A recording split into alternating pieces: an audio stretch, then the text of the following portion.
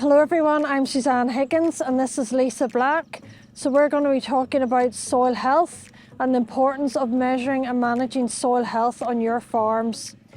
So soil health is extremely important. If your soil is healthy, your nutrient use efficiency will improve, so you'll get better value out of the fertiliser and slurry you apply, and also your soil will be more resilient to climate extremes. So what do we mean by soil health? So soil health is all about the physical, the chemical and the biological properties of your soil. So we measure soil health by a number of indicators. So I'm going to be talking about chemical and physical indicators, and then I'm going to hand over to Lisa to talk about biological indicators. So in terms of soil chemical indicators, this means the pH of your soil, the nutrient content of your soil and the organic matter content of your soil. So the Soil Nutrient Health Scheme is measuring soil chemical indicators in every field in Northern Ireland over a 4-year period. So Soil Nutrient Health Scheme is providing farmers with a measure of their soil pH and the nutrient status of their soil in terms of the phosphorus content, the magnesium, the potassium and the sulfur content of their soil.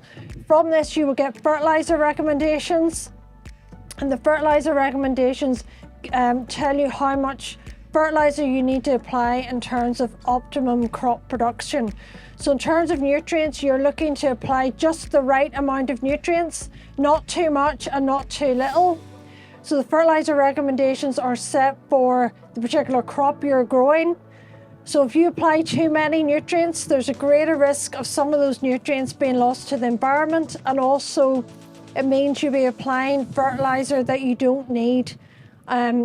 If you apply too little nutrients, you're at risk of running into nutrient deficiency, which is also not what we want. So we want to be just applying the right amount of nutrients and not too much or not too little. In terms of soil pH, so soil pH is a really important soil health parameter. Soil pH is like the thermostat of your soils. It regulates a lot of the processes within the soil in terms of nutrient use, nutrient uptake by the plants, and also all the biological activity in the soil is regulated by your soil pH. So for a permanent grassland soil, you're aiming for a pH of around 6.2. If you are growing clover or multi-species, you would want to be aiming for a slightly higher pH, around 6.5. And if you're farming on peaty soils, your soils will be naturally more acidic, around 5.5. So a peaty soil would be at a lower pH. Okay, in terms of lime recommendations then, we would recommend that you apply lime more regularly, say every 4 to 5 years. Keep your lime topped up rather than leaving longer periods between lime applications.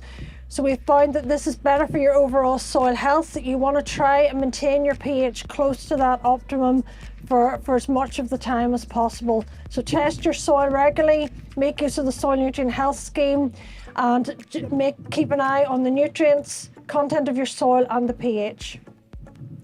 In terms of soil physical properties then, by soil physical properties, we're talking about the soil structure, the amount of oxygen in the soil and how well your soil drains. So in terms of physical health, we're trying to minimise any soil compaction.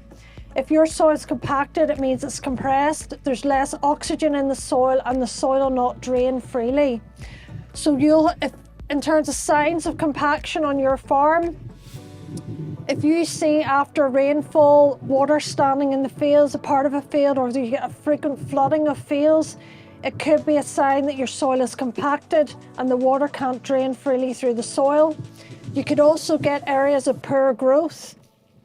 So if your yields start declining, or if you have particular parts of a field where they're not growing well, it could be a sign that that part of the field is compacted.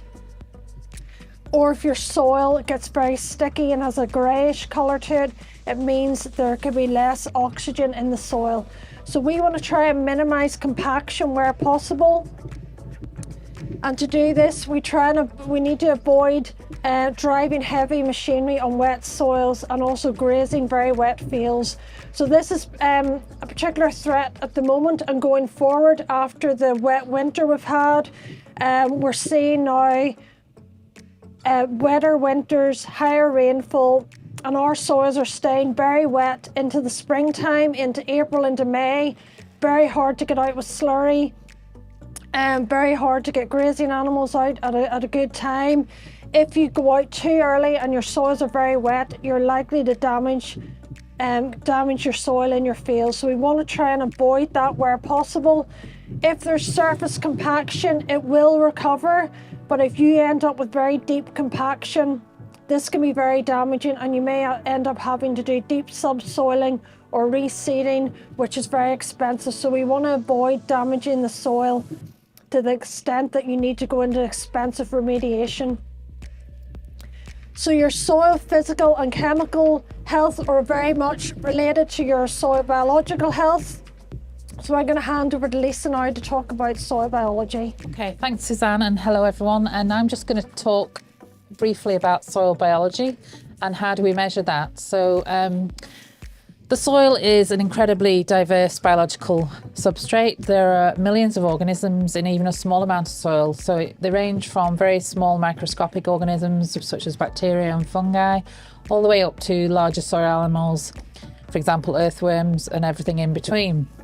And soil biology is very sensitive to the environment, so it makes actually measuring soil biology quite difficult.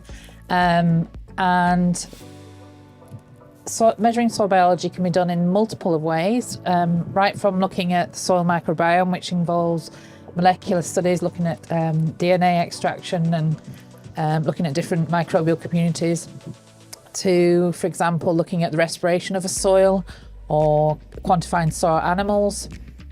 And in AFBI, we have done quite a bit of work on soil biology. It is actually quite a new emerging topic, and we have done some measurements where we've looked at relating soil biological activity. And what we found is, like Suzanne says, that pH is really fundamental in not only soil chemistry, but also soil biology.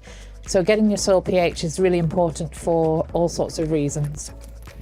We also find that soil carbon very much reflects soil biological activity. In Northern Ireland, our soils tend to be relatively high in carbon, which is a good thing, and we want to maintain those levels of carbon. So using organic materials is a good practice, and we find that with higher soil carbon, we tend to get higher soil biological activity.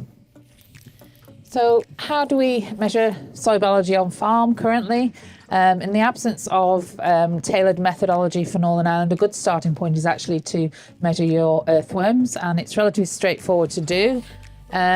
Effectively, you just dig a pit, which is 20 by 20 by 20, and you can do this at several points in a field, and just hand sort the soil and count the earthworms.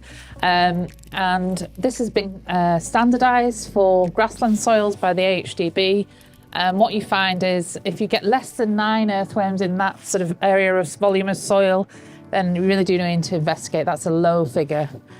10 to 19 is reasonably good, but could be improved. But over 20, it really is good. But monitor that to make sure there isn't a decrease. So in Northern Ireland, what we have done to date as well is looked at earthworms across 50 different grassland soils. And what we found that generally numbers are good. The lower number here at the sward that was younger is probably due to the impact of cultivation. And also, as the sward gets older, potentially compaction could decrease the earthworm numbers. So around about 20 or more is what you're aiming for.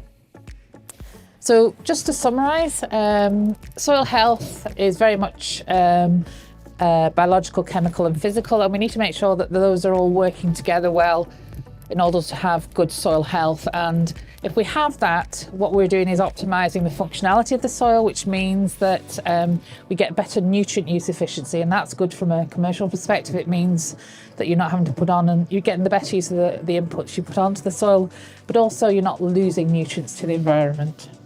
It also makes more resilient to climate change. And soil health really does depend on how we use the land. It depends on the inputs we put in, whether it's inorganic or organic fertiliser or other chemicals.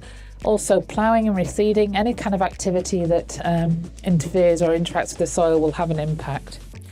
And as I said, AFBI, we're working very much on both soil chemistry and soil physics, but also biology as well. And what we hope to do is generate soil health indicators which are specific for Northern Ireland. So thank you for your time, and if you have any questions, we'll try and answer them.